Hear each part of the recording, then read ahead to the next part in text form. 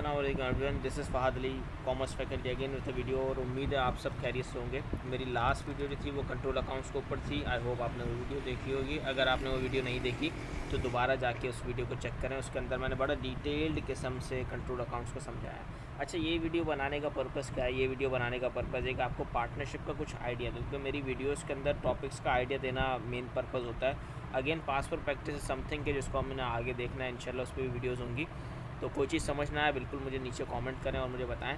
और this video will cover everything इंशाल्लाह about partnership accounting. और this video is wholesome for O levels, ठीक है ना। आप ये मत समझिएगा ये ए लेवल्स पे भी अप्लाई होता है। ए लेवल्स के अंदर डेप्थ है, डिसोल्यूशन की बात भी आती है, और आपका रियलाइजेशन अकाउंट भी होता है। बहुत सारी चीज़ें ए लेवल्स के अंदर। ओ लेवल्स के अंदर एक बेसिक आइडिया है, तो मैं आपको बेसिक आइडिया देता चलूँ पार्टनरशिप होता क्या है। पार्टनरशिप का मतलब है एक टाइप ऑफ बिज़नेस ऑर्गेनाइजेशन, ठीक है। एक ऐसी टाइप ऑफ बिज़नेस ऑर्गेनाइजेशन जिसके अंदर आपके पास 2 से लेकर 20 लोग मिल के काम कर सकते हैं मैक्सिमम, ठीक है। इस पार्टनरशिप के अंदर 2 से 20 लोगों के दरमियान एक एग्रीमेंट होता है। ज़रूरी नहीं वो एग्रीमेंट रिटन हो, वो वर्बल भी हो सकता है। उस एग्रीमेंट के अंदर क्या तय होता है कि भाई हम क्या इंटरेस्ट ऑन कैपिटल रखेंगे, क्या इंटरेस्ट ऑन ड्राइंग्स रखेंगे, प्रॉफिट किस तरह शेयर होगा, क्या चीज़ होंगी, सारी चीज़ें उसके अंदर डिटेल्ड डिस्कशन में फॉर्म होती हैं या रिटन फॉर्म में आपको दी जाता है। इसके एडवांटेज की बात कर लें। सबसे पहला होता है कि भाई आपको कैपिटल मिलता है। कैपिटल मीन्स इन्वेस्टमेंट मिलती है आपको। इन्वेस्टमेंट होती है, फिर आपकी रिस्पॉन्सिबिलिटीज़ शेयर हो जाती हैं। रिस्पॉन्सिबिलिटीज़ शेयर होने का मतलब है पहले जहाँ एक बंदा मैं अकेला काम कर रहा था, अब मेरी जगह दूसरा बंदा भी है जो मुझे सपोर्ट कर सकता है। अक्सर ऐसा भी होता है कि पाकिस्तान के अंदर और डिफरेंट जगहों पे 2 लोग पार्टनरशिप करते हैं। एक का टैक्स अच्छा होता है, एक अकाउंटेंट बहुत अच्छा होता है, एक सॉफ्टवेयर इंजीनियर होता है। तो इस तरह की चीज़ें करा के वो अपने आप को एक दूसरे को स्किल्स में हेल्प भी करते हैं। जो तीसरी चीज़ इसके अंदर आ सकती है, रिस्पॉन्सिबिलिटीज़ हो गई, कैपिटल हो गया, और लॉसेस के टाइम पे भाई एक दूसरे को सपोर्ट कर सकते हैं। ज़रूरी नहीं है कि पार्टनरशिप हो और आपको प्रॉफिट ही हो, लॉस भी हो सकता है। और जब लॉस की बात आती है तो हर कोई पीछे भागने की कोशिश करता है कि मैं ना जाऊं बीच में। तो पार्टनरशिप क्या करता है, लॉसेस के टाइम पे भी एक पॉजिटिव साबित होता है। क्यों? उसका रीज़न यही है कि आप जब लॉस करते हो तो लॉस के टाइम पे भी आपका पार्टनर इक्वली रिस्पॉन्सिबल होता है इन सब चीज़ों के लिए। पार्टनरशिप के अंदर सबसे पहली चीज़ होती है अनलिमिटेड लायबिलिटी। इसका क्या मतलब है? अनलिमिटेड लायबिलिटी का मतलब है कि आपने जो भी पैसे अर्न किए ना, वो जो भी आपने लोन्स लिए, उन लोन्स को आप रीपे करोगे क्या? तो सर इसमें नई बात क्या है? रीपे करने का मकसद ये है कि देखो आप उन लोन्स को रीपे करोगे। अगर आप फेल हो जाते हो उन लोन्स को रीपे करने के लिए फ्रॉम योर बिज़नेस में इतना पैसे ही नहीं आपके पास कि आप फेल हो जाते हो, आप नहीं पे कर पाते, तो वो लोन्स आपने क्या करना है, पर्सनल पोजेसन से देने हैं। सबसे बड़ा डिसएडवांटेज इसका कंपनीज़ का ये होता है कि आपको अपनी पर्सनल बिलोंगिंग से देने पड़ेंगे ये लोन्स। क्यों? उसका रीज़न यही है कि ये अनलिमिटेड लायबिलिटी है, ठीक है।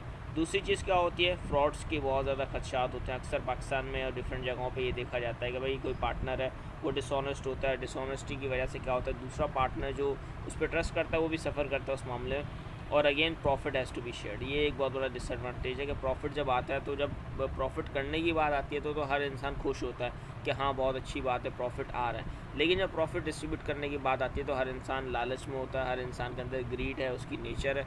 तो वो क्या कहता है, उस वक्त वो सोचता है कि भाई मैं प्रॉफिट क्यों दूँ। अच्छा जी, क्वेश्चंस के अंदर जो आपके CI के क्वेश्चन होंगे आपके पास ओ लेवल्स के अंदर 2 चीज़ होंगी। नंबर वन चीज़ क्या होगी, all terms and conditions are given. ठीक हो गया जी।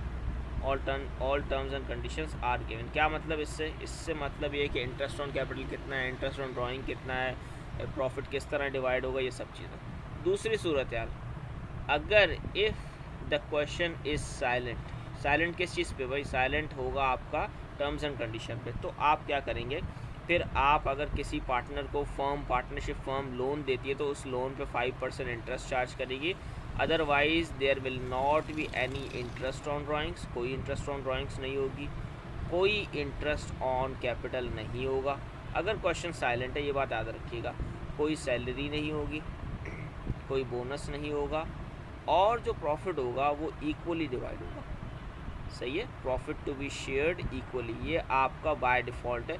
कभी कभी एग्जामिनर बोलता है कि यार बहुत दिन हो गए अपने बच्चों को थोड़ा सा जगाए हुए, तो आज इनको जगाते हैं इस बार सही तरीके से, ठीक है ना। तो वो जगाने के लिए क्या करता है, वो यह हरकत करता है। अब बच्चे बहुत ज़्यादा तैयार बेहतरीन तरीके से कह रहे हैं कि सर आज तो हमने ऐसा पेपर करना है कि एग्जामिनर खुद घर पे आके बोलेगा बेटा जो पेपर आपने किया ना, मैंने आज तक ऐसा पेपर नहीं देखा जो आप लोगों ने किया। बच्चे उस तरह एनर्जाइज होते हैं। अब सबसे पहले बिस्मिल्लाह पढ़ते हैं और सीधा सवाल शुरू करते हैं। सवाल शुरू किया, पहली चीज़ क्या देखते हैं पेपर के अंदर, सर इसमें तो डिटेल ही नहीं है। आप सोच में पड़ जाते हैं, क्योंकि टीचर ने पढ़ाया नहीं था डिटेल के बारे में, तो उस वक्त सोचते रहते हैं कि सर पता नहीं सवाल ही अजीब, फिर बाहर निकलते हैं यार सवाल ही इतना अजीब सा था यार, डिटेल ही नहीं थी, क्वेश्चन ही इनकम्प्लीट था, क्वेश्चन पेपर एग्जामिनर की गलती थी, ये था। पर वो जाहिर सी बात है, सारे एक्सक्यूज़ तो आपके सामने ये सब चीज़ें हैं, ठीक है। तो अच्छा भाई, अब दो चीज़ें, एक बनता है आपका प्रॉफिट एंड लॉस अकाउंट, ठीक है, जो आप बनाते हो, जिसको हम कहते हैं स्टेटमेंट ऑफ प्रॉफिट और लॉस नई लैंग्वेज में, और profit and loss and appropriation account, ठीक है। अब ये एप्रोप्रिएशन अकाउंट क्या होता है? एप्रोप्रिएशन का मतलब है कि आप अपने प्रॉफिट को डिस्ट्रीब्यूट करते हो। प्रॉफिट एंड लॉस अकाउंट किस तरह बनता है? सेम तरीके से जिस तरह हम नॉर्मल फाइनेंशियल स्टेटमेंट बनाते हैं। मैं इस वक्त इसलिए नहीं समझा रहा यहाँ पे क्योंकि मुझे पता है ये वीडियो बहुत लंबी हो जाएगी, फिर देखना मुश्किल होगा, ठीक है। तो इट्स बेटर मैं थोड़ा सा शॉर्ट ले लेता हूँ। नेट प्रॉफिट आ गया आपका। नेट प्रॉफिट कैसे निकलता है? Again sales minus sales return less cost of sales. Gross profit आया, ग्रॉस प्रॉफिट में से आपने जो है एक्सपेंसेस माइनस किया, और एक्सपेंसेस माइनस करने से पहले आपने क्या किया? ऐड अदर इनकम कर दिया। फिर अगेन आपने जब एक्सपेंसेस माइनस किया एंड में, तो आपके पास आ गया नेट प्रॉफिट। तो नेट प्रॉफिट आने के बाद ये आपकी फिगर होगी। इसके बाद आप क्या लिखोगे? आप लिखोगे एप्रोप्रिएशन अकाउंट। आप अपने एग्जामिनर को एक चीज़ बताओगे कि भाई यहाँ से जो है ना हम पार्टनरशिप की हरकतें शुरू कर रहे हैं यहाँ से, ठीक है। तो आप सबसे पहली चीज़ क्या करते हो? ये चीज़ याद करना थोड़ी मुश्किल होती है लेकिन ईजी भी उतनी है। भाई क्या करना होता है? आपने इंटरेस्ट ऑन ड्राइंग्स क्या करना होता है? ऐड करना होता है, बस दैट्स इट। ये आपका interest on drawing. Let suppose partner A है, पार्टनर बी है। आपने क्या किया? फर्स्ट कॉलम में लिखा, ये ऐड किया, और आप चले गए सीधा सेकंड कॉलम में। यहाँ मैंने 2 कॉलम स्टेटमेंट बनाई है, अक्सर 3 कॉलम होती है। 3 कॉलम होगी तो आप मिडिल वाले में करोगे ऐड और फिर थर्ड में ले जाओगे, ठीक है।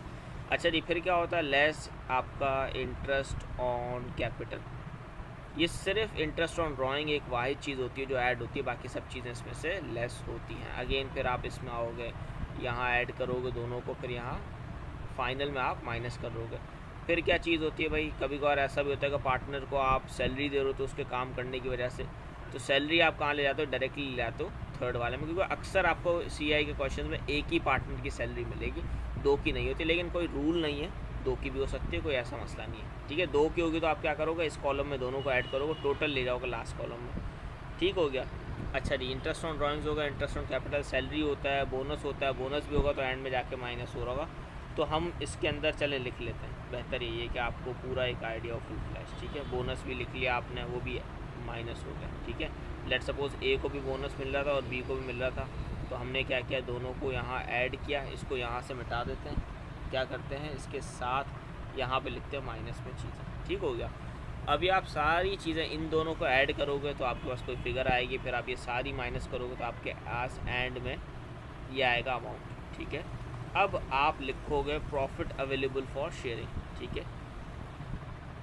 प्रॉफिट अवेलेबल फॉर शेयरिंग लिख दो, या प्रॉफिट अवेलेबल फॉर डिस्ट्रीब्यूशन, बहुत सारे वर्ड्स होते हैं, तो आप ये लिख सकते हो। अब क्या होगा भाई? यहाँ पे आप क्या करोगे? पार्टनर ए के अंदर प्रॉफिट शेयर लिखोगे ऊपर, ठीक है। प्रॉफिट शेयर के बाद आप लिखोगे कि भाई ए पार्टनर जो है कितना मिल रहा है बी पार्टनर को। लेट सपोज हमने ए पार्टनर को कुछ दिया, बी पार्टनर को कुछ दिया, यहाँ पे आपने यूँ कर दिया, तो ये आपका अकाउंट क्लोज हो गया, ठीक है।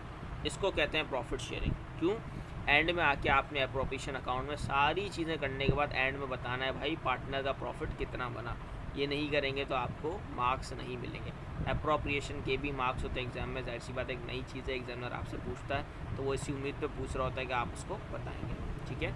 अच्छा जी, इसके अलावा एक और चीज़ बनती है आपकी, जिसको कहते हो आप करंट अकाउंट। करंट अकाउंट बनाना बहुत ईजी होता है। करंट अकाउंट क्यों बनाता है? क्योंकि आपकी जो करंट मूवमेंट होती है ना कैपिटल के अलावा चीज़ों की, मतलब ये है कि आपकी जितनी भी मूवमेंट होती है किस चीज़ की, ये आपके एप्रोप्रिएशन अकाउंट की, इसकी आप मूवमेंट कहाँ शो करते हो? इसकी आप मूवमेंट शो करते हो करंट अकाउंट के अंदर। मैं इसके 2 कॉलम बनाता हूँ क्योंकि 2 पार्टनर है, मेरी अजम्पशन है ये ए पार्टनर का है और ये बी पार्टनर का है, ठीक है। तो ए पार्टनर और बी पार्टनर, अगेन यहाँ पे भी क्या होगा? ये आपका बी पार्टनर का होगा और ये आपका ए पार्टनर का होगा आगे, ठीक है।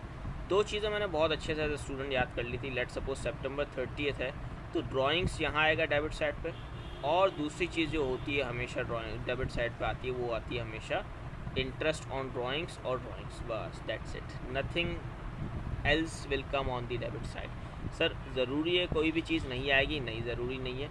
कभी कभी ऐसा होता है कि उसके अंदर क्वेश्चन के अंदर आपको जो बैलेंस बीडी गिवन होगा वो डेबिट साइड का होगा, तो फिर वो बैलेंस बीडी इस साइड आ सकता है, अदरवाइज मेजरली उसके अलावा कोई ऐसा आइटम नहीं आता। यूजुअली आपका बैलेंस बीडी पे आपको मिलेगा कौन सी साइड पे?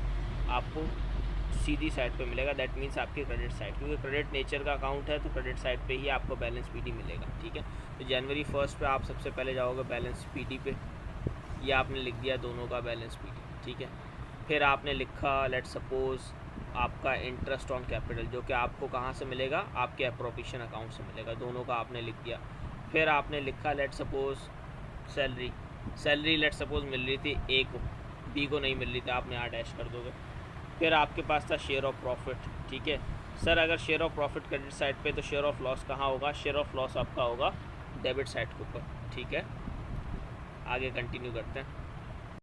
अच्छा जी, शेयर ऑफ प्रॉफिट यहाँ हो गया, तो मैंने ये चीज़ें तीनों यहाँ लिख दी। ठीक है, अब क्या होगा? अगेन वही सेम कहानी जो हम कर रहे होते हैं, दिसंबर 31 पे हम क्या करेंगे? यहाँ पे बैलेंस सीडी कर देंगे। ठीक है, ये आपका हो गया बैलेंस सीडी। यहाँ मैं सॉरी अमाउंट्स लिखना भूल गया हूँ, मैं अमाउंट्स लिख देता हूँ यहाँ अमाउंट्स, फिर यहाँ बैलेंस सीडी आएगा और ये क्लोज हो जाएगा। दैट डजंट मीन कि बैलेंस सीडी हमेशा आपका डेबिट साइड पे आएगा। जब आपका बैलेंस बीडी इस साइड पे शो हो रहा होगा तो आपका balance CD automatically credit side पे भी आ सकता है और डेबिट पे भी आ सकता है। It depends on the question. ठीक है ना, कोई हार्ड एंड फास्ट रूल नहीं है कि सर अगर क्रेडिट पे आ रहा है तो क्रेडिट पे आएगा, डेबिट पे आ रहा है तो डेबिट, तो कोई हार्ड एंड फास्ट रूल नहीं है। ठीक है, तो कोई इतना बड़ा इशू नहीं है, इसको आप जो है देख लीजिएगा क्वेश्चन के अकॉर्डिंगली, और इसमें कोई बहुत बड़ा मसला नहीं है ऐसा। ठीक है, तो ये मैंने कर दिया इसको क्लोज। ये आप हमेशा याद रखें कि ये आप जो लाइन है वो आप यहाँ खींचते हैं। ठीक है, लाइन से मुराद है कि आप यहाँ लाइन करेंगे क्लोज यहाँ, क्योंकि ये दोनों आपका अलाइन होने चाहिए एक ही लाइन के अंदर। ऊपर से लाइन में रिमूव कर देता हूँ ताकि ये बुरा लग रहा है काफ़ी अजीब सा।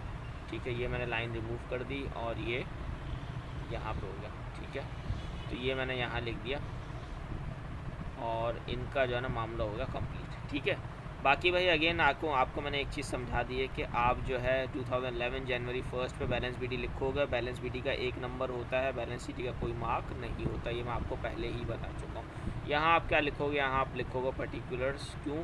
क्योंकि आपको पता है पर्टिकुलर्स लिखोगे तो आपकी डिटेल्स इसके अंदर आएंगी सारी। ठीक है, अच्छा जी आगे चलते हैं। अब हमारे पास आएगा कैपिटल अकाउंट। कैपिटल अकाउंट के अंदर क्या होता है? अगेन ये 2 लोगों का अकाउंट होगा, 3 होंगे तो 3 का होगा, लेकिन अमूमन आपके ओ लेवल्स के क्वेश्चंस के अंदर 2 लोग आते हैं, 3 नहीं आते अक्सर, ताकि वो कॉम्प्लिकेट ना हो जाए इस वजह से 3 नहीं देते हैं। ठीक है, ये आपका कॉलम होता है डेट का, ये आपका कॉलम होता है पर्टिकुलर्स का, और जो आपके लास्ट के 2 कॉलम होते हैं ए और ये आपका होता है बी। ठीक है, ये आपका कॉलम क्लोज हो गया। यहाँ आप अगेन 2 कॉलम्स बनाओगे, ये ए का ये बी का। Excuse me for these lines जो मैंने बनाई है, इतनी खूबसूरत लाइंस, तो उसके लिए एक्सक्यूज़ कर दीजिएगा मुझे। और ये आपका होगा डेट का कॉलम। ठीक है, ये आपका डेट है। फिर आपका ये होगा पर्टिकुलर्स। ठीक है, तो ये पर्टिकुलर्स यहाँ पे आप लिखोगे, ये आपका होता है कैपिटल अकाउंट। आप इसके ऊपर टाइटल दोगे। कैपिटल अकाउंट में सर क्या क्या होता है? कैपिटल अकाउंट के अंदर कुछ चंद चीज़ें होती हैं। 2010 का ही बनाते हैं। पहले तो आपका होगा इसमें बैलेंस बीडी। बैलेंस बीडी क्या होगा? क्रेडिट साइड के ऊपर होगा कैपिटल अकाउंट का बैलेंस बीडी। अगेन दोनों का बैलेंस बीडी होता है, तो आप क्या करोगे? दोनों का बैलेंस बीडी लिखोगे। कोई कैपिटल पार्टनर आपके पास लाया है, लेट सपोज कोई पार्टनर मोटर व्हीकल ले आया, तो आप क्या करोगे? क्रेडिट करोगे। कोई पार्टनर आपके पास से लेट सपोज कैश ले आया आपके पास, तो आप कैश करोगे। अमूमन इसके अंदर इतनी ट्रांजैक्शंस होती हैं, ये कुछ चंद ट्रांजैक्शंस होंगी। इसके एंड में आप क्या करोगे? End of the question what you will do, आप दिसंबर 31 के ऊपर आप क्या करोगे? आप इसके अंदर बैलेंस सीडी कर दोगे। बैलेंस सीडी आपका डेबिट साइड पे आएगा अगेन। फिर आप उसको नेक्स्ट ईयर क्या करोगे? क्रेडिट साइड के ऊपर लिखोगे और आपका क्वेश्चन कंप्लीट हो जाएगा। तो जब क्वेश्चन कंप्लीट हो जाएगा तो फिर आपको मार्क्स भी मिलेंगे इंशाल्लाह। फिर आप अगेन यहाँ बैलेंस बीडी करोगे अपना। बैलेंस बीडी कैसे होता है? यहाँ पे सेम अमाउंट बैलेंस सीडी वाला आप कॉपी करोगे यहाँ पे और आपका क्वेश्चन कंप्लीट। ठीक है, एक लास्ट चीज़ जो मेरे ख्याल से आपको समझानी है वो ये है कि इसके अंदर आपको अप्रोप्रिएशन अकाउंट एक नई चीज़ होती है, कैपिटल अकाउंट एक नई चीज़ होती है, करंट अकाउंट एक नई चीज़ होती है। एंड में जो आपकी एक चीज़ है ना समझने वाली, वो है फाइनेंस्ड बाय। आप जब बैलेंस शीट में लिखते हो ना फाइनेंस्ड बाय, दैट इज़ जब आप नीचे वाला कॉलम बनाते हो इक्विटी सेक्शन वाला कॉलम, तो इक्विटी सेक्शन के अंदर आप 2 चीज़ें नोट करते हो। एक आप लिखते हो कैपिटल, जिसमें आप लिखते हो ए और बी का कैपिटल अमाउंट जो कि बैलेंस BD होता है, जो कि CD होता है ऑब्वियसली आपके साल के एंड का, ठीक है। और दूसरा आप लिखते हो करंट अकाउंट, ठीक है। इसके अलावा ना आप प्रॉफिट लिखोगे यहाँ पे, ना आप ड्राइंग्स लिखोगे, कुछ भी नहीं लिखोगे। सर ऐसा क्यों है? उसका रीज़न ये कि देखो जो हमारा प्रॉफिट है, जो हमारा ड्राइंग्स है, जो सब चीज़ें हैं वो आपने करंट अकाउंट में एडजस्ट कर दी, और कैपिटल अकाउंट में भी जो भी चीज़ें थी एडजस्ट कर ली। तो ऑटोमेटिकली आप ये दो चीज़ें इक्विटी सेक्शन में लिखोगे, आपकी बैलेंस शीट बैलेंस होगी हर हाल के अंदर। अगर नहीं हो रही, again you have made some mistake, ठीक है ना, कोई मिस्टेक की होगी, कोई प्रॉब्लम होगा, need to check it out. बाकी अदरवाइज़ बाकी पूरी balance sheet as it is बनेगी, कोई चेंजिंग उसके अंदर ज़रूरी नहीं है। मैंने कोशिश की है वीडियो शॉर्ट से शॉर्ट हो ताकि आप इसको पूरी देख सकें और आपको टॉपिक जल्दी से जल्दी समझ में आ सके। कोई क्वेरी हो, कोई प्रॉब्लम हो, आप पूछ सकते हो मुझे नीचे, और कमेंट सेक्शन में पूछ सकते हैं। इस चैनल को इस वीडियो को अगर पसंद आए तो लाइक कीजिएगा, ठीक है। और अगर पसंद आएगी वीडियो, लाइक करेंगे तो मैं और इस तरह की वीडियो बनाऊंगा, that will be a support for me. और इस वीडियो को शेयर कीजिएगा ऑल लेवल्स के स्टूडेंट्स के साथ। सब्सक्राइब ज़रूर कीजिएगा चैनल के ऊपर। बहुत सारे लोग हैं जो आते हैं वीडियो देखते हैं लेकिन सब्सक्राइब नहीं करते, सब्सक्राइब लाजमी कीजिएगा। और इसको कमेंट भी कीजिएगा नीचे अगर कोई चीज़ समझ में नहीं आती, ठीक है। सो इंशाल्लाह meet you again in the next video. और आप मुझे नीचे टॉपिक बता दें, कोई ऐसा आपको जो लगता है टॉपिक मुश्किल है, आई नो एग्जामिनेशन का टाइम पीरियड है, I will cover that video in the next video, ठीक है। तो इंशाल्लाह I will come back again with a better topic again, ठीक है। ओके, अल्लाह हाफिज़ एवरीवन। आंसर आ गया आपका वन। जय Mahakal. With in second question को कैसे बनाएंगे? जल्दी से लाइक और शेयर ठोक दीजिए। संख्या 5000 क्रॉस हो जाए। महाकाल के आशीर्वाद से एकदम जो है